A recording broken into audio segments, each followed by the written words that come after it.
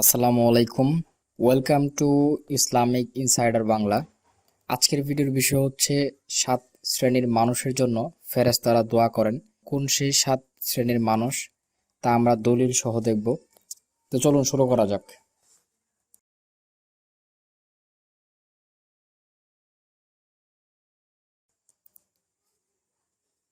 প্রথম যে শ্রেণীর লোকেরা ফেরেশতারা তাদের জন্য দোয়া করতে থাকবেন তারা হচ্ছে অজু অবস্থায় ঘুমানো ব্যক্তি। রাসূল সাল্লাল্লাহু আলাইহি সাল্লাম বলেছেন, যে ব্যক্তি পবিত্র অবস্থায় অর্থাৎ অজু অবস্থায় ঘুমায় তার সাথে একজন ফেরেশতা নিয়োজিত থাকে। অতঃপর সে ব্যক্তি ঘুম থেকে জাগ্রত হওয়ার সাথে সাথেই আল্লাহ তাআলার সমীপে ফেরেশতাটি প্রার্থনায় বলে থাকে, হে আল্লাহ, তোমার অমুক বান্দাকে ক্ষমা করে দিয়ে যাও, কেননা সে পবিত্র অবস্থায় ঘুমিয়েছিল। এটা উল্লেখ করা আছে আল ইহসান ফি তাকবির, সহিহ ইবনে হিব্বান 3/338 থেকে 329 নম্বর হাদিস। 2 নম্বরে যাদের জন্য ফেরেশতাগণ দোয়া করবেন তারা হচ্ছেন সালাতের জন্য মসজিদে অপেক্ষারত ব্যক্তিরা। আবু হুরায়রা রাদিয়াল্লাহু আনহু হতে বর্ণিত, রাসূল সাল্লাল্লাহু আলাইহি সাল্লাম বলেছেন, তোমাদের মাঝে কোনো ব্যক্তি যখন অজু অবস্থায় সালাতের অপেক্ষায় বসে থাকে সে যেন সালাতেই রত, আর তার জন্য ফেরেশতারা দোয়া করতে থাকে, হে আল্লাহ, তুমি তাকে ক্ষমা করো, হে আল্লাহ, তুমি তাদের প্রতি দয়া করো। এটা উল্লেখ করা আছে সহিহ মুসলিম 619 নম্বর হাদিসে। তৃতীয় যে শ্রেণীর লোকদের জন্য ফেরেশতাগণ দোয়া করতে থাকেন তারা হচ্ছেন প্রথম কাতারে সালাত আদায়কারী, অর্থাৎ প্রথম কাতারে যারা সালাত আদায় করেন তাদের জন্য দোয়া করতে থাকেন। বারা রাদিয়াল্লাহু আনহু হতে বর্ণিত, রাসূল সাল্লাল্লাহু আলাইহি সাল্লাম বলতেন, প্রথম কাতারের নামাজীদের নিশ্চয়ই আল্লাহ তাআলা ক্ষমা করবেন এবং ফেরেশতারা তাদের জন্য ক্ষমা প্রার্থনা করে। সহিহ ইবনে হিব্বান।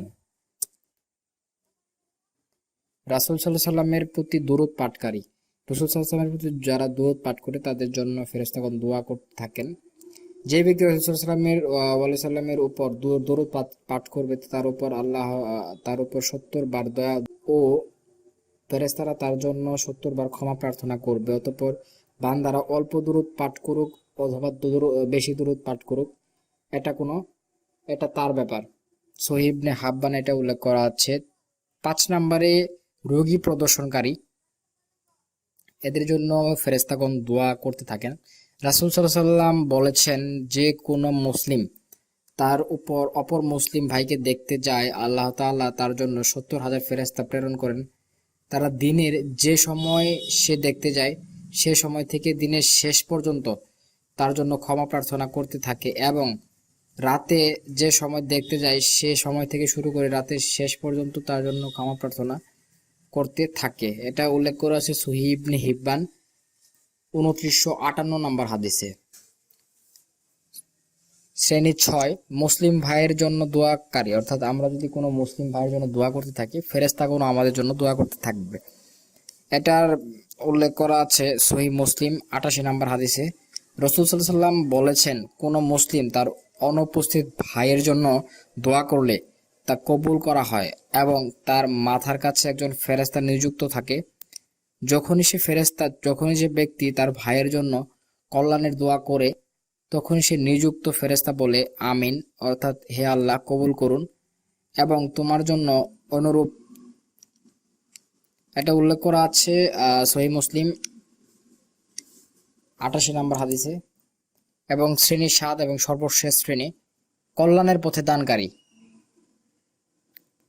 রাসূল সাল্লাল্লাহু আলাইহি সাল্লাম বলেছেন, প্রতিদিন সকালে দুজন ফেরেশতা অবতরণ করেন। একজন বলেন, হে আল্লাহ, দানকারীর সম্পদ বাড়িয়ে দাও, আর অপরজন বলেন, হে আল্লাহ, যে দান করে না তার সম্পদকে বিনাশ করে দাও। এটা উল্লেখ করা আছে সহিহ বুখারী 1442 নম্বর হাদিসে। তো এই ছিল 7 শ্রেণী মানুষ যাদের জন্য ফেরেশতা দোয়া করতে থাকেন। তো আমরা চেষ্টা করব এইসব শ্রেণীর মধ্যে থাকার, এইসব শ্রেণীর মধ্যে যাতে আমরা থাকতে পারি, তো সেই বিষয়টা চেষ্টা করব। তো সবাই ভালো থাকবেন, সুস্থ থাকবেন এবং এই চ্যানেলটি সাবস্ক্রাইব করবেন এই কারণে যে আমরা প্রতিটা ভিডিও রেফারেন্স সহ দিতে চেষ্টা করি, অর্থাৎ দলিল সহ দিতে চেষ্টা করি। তো আমাদের পরিশ্রমকে প্লিজ আপনারা মূল্যায়ন করবেন। আমরা এখানে কোনো ধরনের গল্প কিচ্ছা, কোনো ধরনের অহেতুক কোনো কিছু আমরা আপলোড করি না। একদম স্পষ্ট, একদম স্পষ্ট সহি হাদিস বা সহি কোরআনের আয়াত যে বিষয়গুলোতে আছে, যে বিষয়গুলো অবগত করা দরকার, সেগুলো আমরা এখানে উপস্থাপন করে থাকি।